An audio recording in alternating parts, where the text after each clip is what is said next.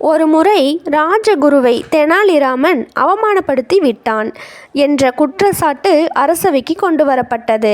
தெனாலிராமனின் பேச்சை கேட்க அரசர் தயாராக இல்லை.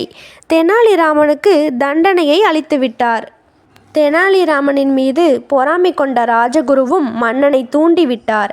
ராஜகுருவை அவமதித்தது மன்னனையே அவமதித்ததாகும். எனவே இக்குற்றத்திற்கு மன்னிப்பே கிடையாது என்று ராஜகுருவையே தண்டனையை கொடுக்கும்படி கேட்டார் மன்னர். ராஜகுரு தண்டனையை கூறினார். கழுத்து வரை தெனாலிராமனை மண்ணில் புதைத்து விட்டு யானையின் காலால் தலையை இடறச் செய்து கொல்ல வேண்டும் என்று தண்டனை அளித்தார். மன்னரும் அப்படியே செய்யுங்கள் என்றார்.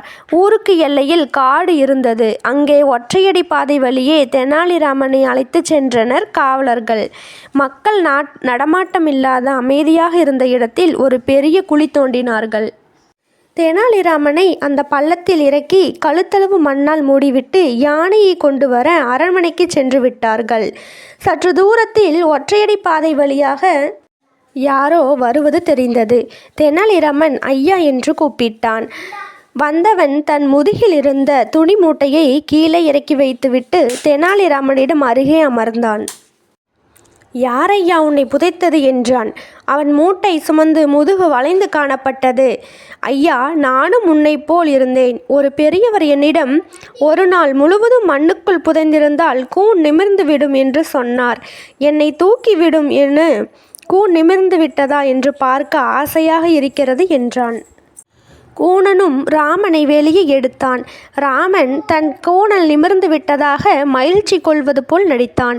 அதை உண்மை என நினைத்து தன்னையும் மண்ணில் புதைக்குமாறு தெனாலிராமனிடம் கூறினான். யானையுடன் வந்த காவலர்கள் தாங்கள் விட்டு சென்ற இடத்தில் வேறொருவன் இருப்பதை பார்த்து திகைத்தனர். அந்த கூணனை அழைத்து கொண்டு மன்னரிடம் சென்று தெனாலிராமனின் தந்திரத்தை கூறினர். தெனாலிராமனின் திறமையை கண்டு அவனை மன்னித்து விடுதலை செய்தார் மன்னர்.